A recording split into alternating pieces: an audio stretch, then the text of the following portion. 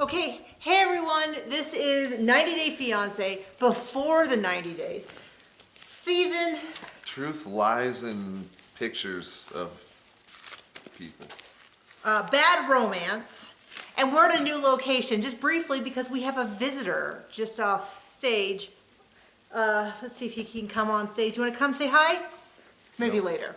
Anyway, and so we couldn't go upstairs because he'd eat everything in the entire house. Including the walls. I mean, anyway, so if you're here for Sister Wives, I promise it's coming. You know, just hold your britches. Poor Robin.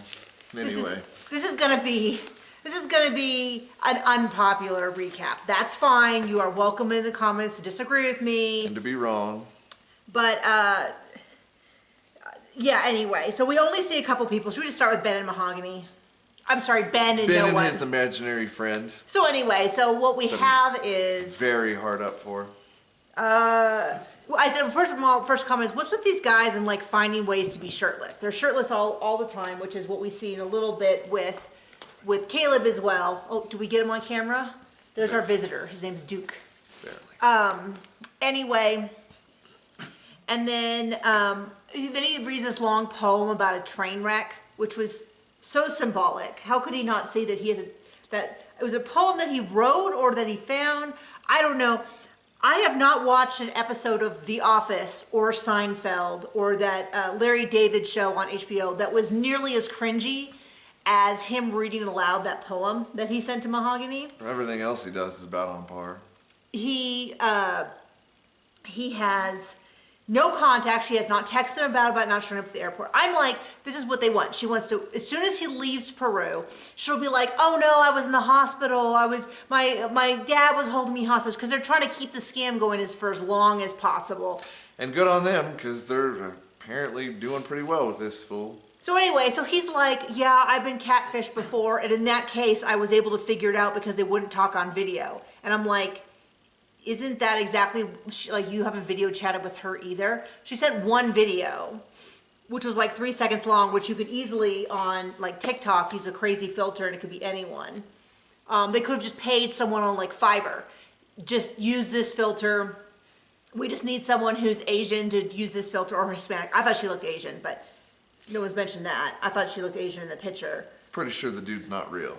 But my point Whoever's is, posing but I'm saying, like, they could have just easily gotten someone on one of those little sites where they just have they pay them to say something. Anyway. So anyway, he's gonna go, he's like, well, and this to me, this isn't even interesting, because it's such a act for act replay of what happened last season with Lana. Was that her name, Lana?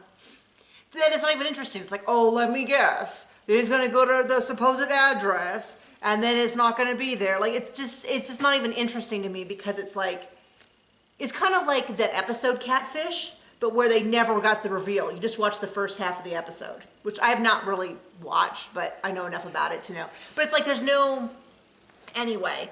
So then he's like, so he finally tells her like, oh, I'm going to go to this restaurant. You can meet me. And then she texts back, and it's basically like, that's really far away from where I live. And he's like, oh, that's a great sign. No, it's not. There's not I don't even know what world you're in where that's a great sign. She just said it's far away from Lima, honey. Right. Which I think is where she is. No. And he's in Lima. He went to where she was, wherever that is. Oh, okay. I don't care. It doesn't matter. I mean, he could have gone to the moon. There's no substance where after she doesn't show up at the airport. Yeah. And all that, he has this big poem where that one place is far from another place where that is useful information, regardless of either one he's at. Anyway, I'm guessing that maybe she thought he hadn't already gone, and so she was telling him it's too far away. Anyway, not even done with them. Hamza and Memphis, I can barely watch them. It's so uncomfortable. It's so clear that he's... Sexy time, baby. Yeah, that he like thought they could like hook up and have some fun, and then that was going to be it. And she's like, let me have your 401k. Well, first of all, she did say, are you broke or do you have any money? But the other thing is, she says, do you know what a prenup is? And he's like, no, I'm not familiar. Then she explains it in the worst possible way. It's so if we get divorced, you don't steal my money. And it's like, as opposed to saying it's a standard financial agreement that we do in America that just says that if we separate, we each keep what we brought into the marriage and it protects both of us. Now, that would at least will be a way of explaining it that wasn't like, hey, I think you're going to be a freeloader who steals all my money. And then he's not really happy with her for the rest of the time. And then she's like, what's wrong? This should be a happy day. And he's like, rah, rah, rah, rah. And then he's, and it's just watching them is just really uncomfortable. Fat boobies. Yeah, he did talk about her boobs, and which made me wonder, is that why you're always buying me pasta? A little bigger up here. You're perfect. I do love pasta though. And then, see, this is what, I'm annoyed because I feel like this is like a filler episode in the sense that, we didn't even Well, they had to give the crazy racist half an episode. Well, that was the other thing. So, Caleb and Alina, we mentioned it last week because a bunch of her posts came out and they were really inappropriate. And I guess, if I That's understand... putting it nicely. If I understand... Yeah, I'm underplaying it. I'm just trying to get through this. There were racist, a bunch of racist posts. We'll put it that way. Which is what it was. A bunch of racist posts. And so I guess they were like, oh, we're going to edit her out. But instead it seems like what happened was they gave her half an episode. And I already was like, how many times do we need to see this conversation where he's like, no, I don't want to break up, but no, I don't want to be exclusive. And I'm like, boy, just cut it.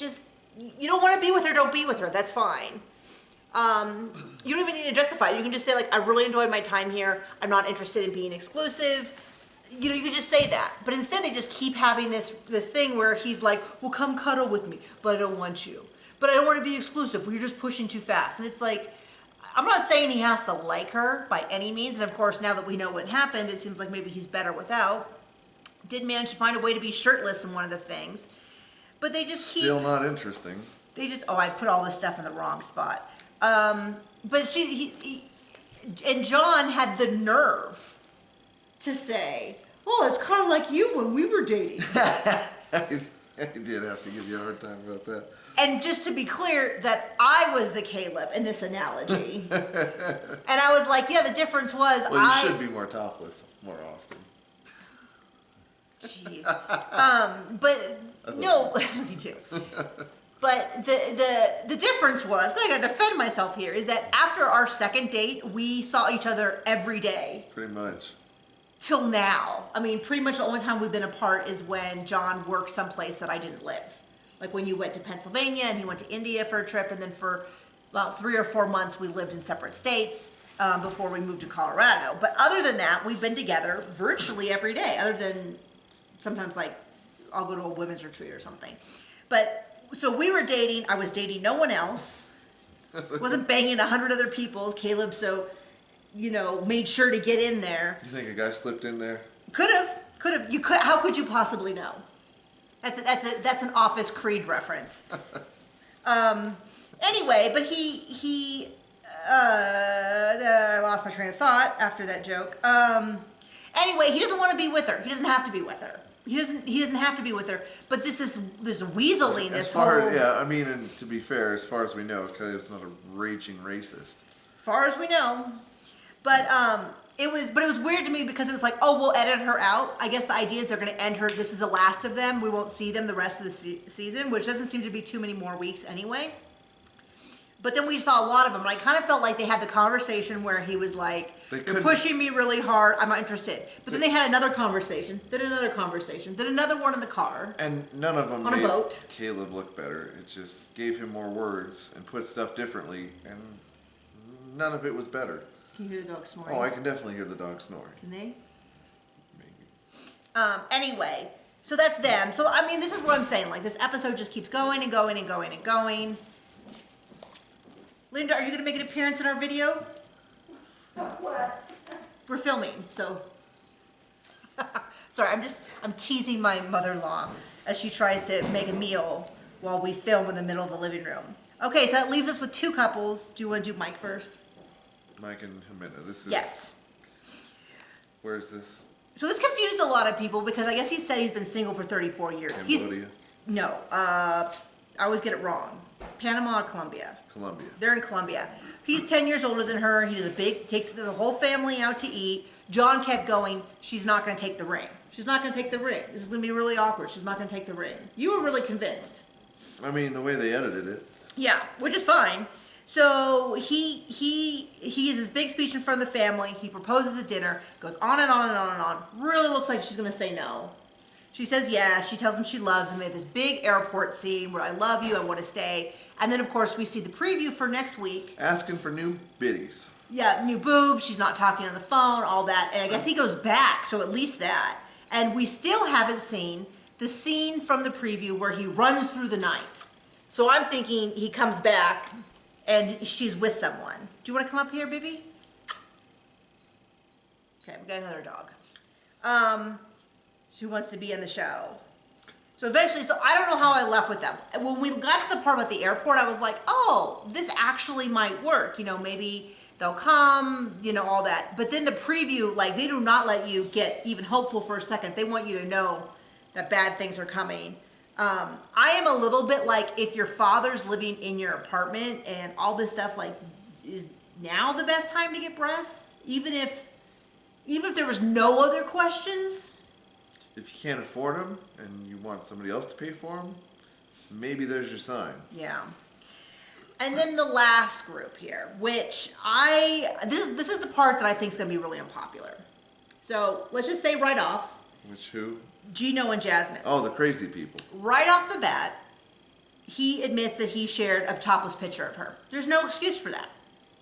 It's wrong. It's actually... Way to go, slime ball. It's like, it's really, really bad. I don't know, I'll give it a 9 on the scale of, I don't know. But I'm just saying, like, it's really bad. There's no excuse for that. I'm not going to be defending him at all. But I'm seeing a lot of people on Twitter who's like, she's a queen! She's amazing! I'm Team Jasmine. I'm not Team Jasmine either. I'm definitely not Team She's crazy too. Gino, but I also am like, this doesn't necessarily all of a sudden make her, people are like, oh, she was just intuitive, blah, blah, blah. And it's like, I don't think she was intuitive.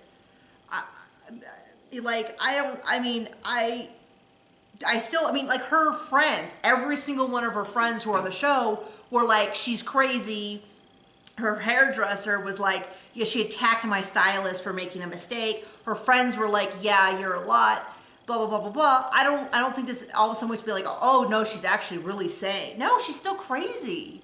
She's absolutely right to be upset about the news, but that doesn't make all the other stuff that she did suddenly sane. Anyway, this whole episode, all we saw was her screaming at him about what a terrible person he is, which is fine. He is. He showed her nudes. But, like... She showed quite a bit of herself, too. More than I wanted to see, for sure. Then there was the whole thing about... On this episode.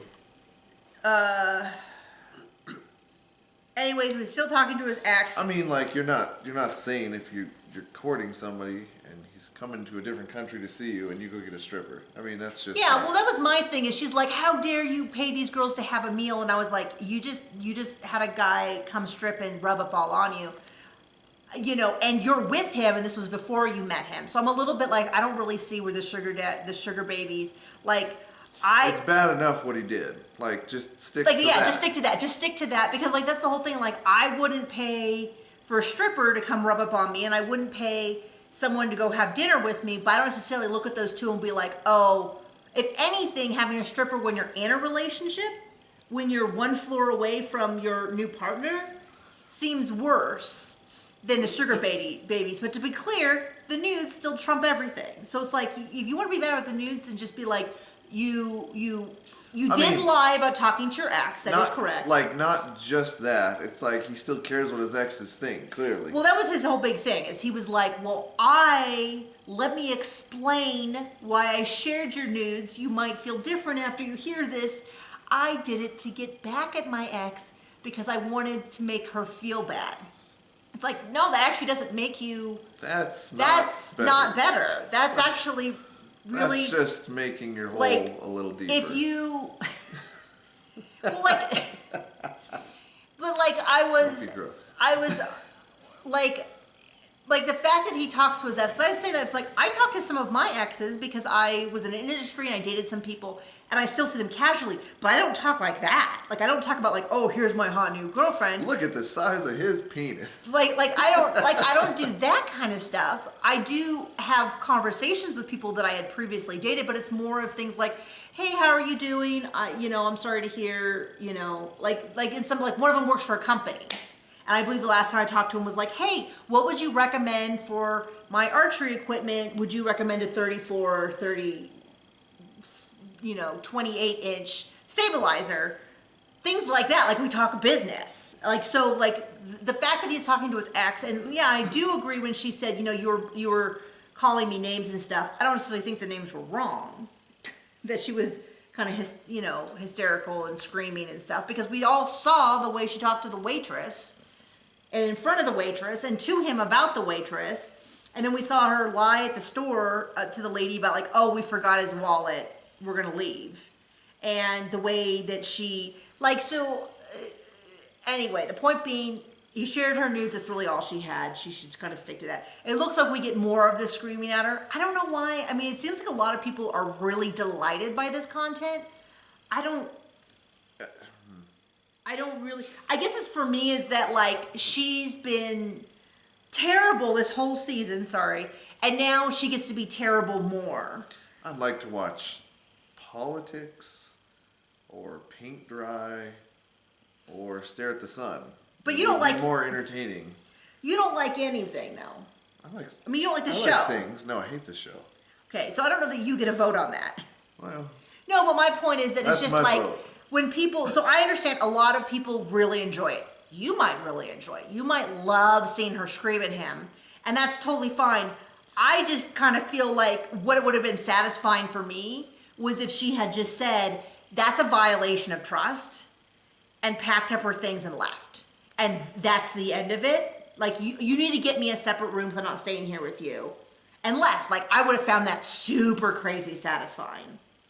But the screaming about the sugar babies, like, I'm kind of like, I don't know, you just had a stripper. Like, and then showed pictures of it to him. And yeah, there is some trust stuff. And I don't know. I just didn't find it. Don't think I found it as delightful as a lot of people seem to on Twitter, where they were like, go girl. Cut your losses. Yeah. I mean, what else are you going to say? So he has been lying to you about talking to his exes, and which in and of itself didn't sound that bad to me until I saw what he was saying, and then I was like, oh, that's really gross. And my biggest question is, well, I do have some, okay, there is another question I have. Well, one is, why is if he's that awful to his ex, why is she still talking to him? Secondly, the timing. Yeah, what's he buying for her?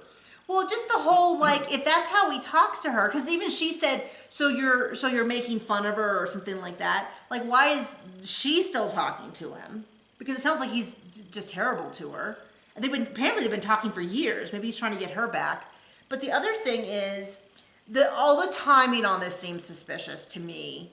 That, like, it would have made more sense to me if the producers had just gone to Jasmine and said, as part of our vetting process, we spoke to Gino's ex, and she has some information she'd like to share with you. Like, to me, that would make more sense as to the timing of all this. But, I mean, maybe it really was like the ex just was like, I know he's in Colombia. I've got to reach out to this gal. But I mean, I will say that it's more interesting than that other dude with his pretend person. Oh, I don't want to see any more of these catfish stories unless we're going to be able to meet the catfish. I want to meet the catfish. I want to see the 4 20-year-old, Peruvians or Nigerians or Ukrainians or whoever who have made up this mahogany. I want to see them interviewed. I want to hear them say, yeah, we took turns. No, we actually don't know that much about Ben. All we would say is, yes, baby, I love you. Because he's like, oh, we have this deep spiritual connection. And I'm like, I've not seen anything that's been written that says... Oh, what was that thing he said? Something taking care of himself, was that it? Oh, what was that? It was hilarious. Well, I'm sure people will appreciate that comment. Well... I don't remember it, but it was hilarious. Not worth watching, but playing pretend's fun when you're like a little kid. But when Yeah. you're an adult, it's time to grow up. Yeah, I mean, like, I don't want TLC to show me any more catfish unless they will show me the actual catfish. That's my new rule. I want to see, I want to meet this actual girl and her be like, yeah, I'm on a website and men pay me to say stuff. And so if they want me to say, hi, I'm Mahogany, then I do. That's all there is to it. And I use this filter and, you know what I mean? Like, that's what I want in the future, TLC, is that I want some resolution to these things. Maybe I'll get a new job. No, John, you are not catfishing lonely men. I'm putting my foot down. So anyway, we will see you later. Bye.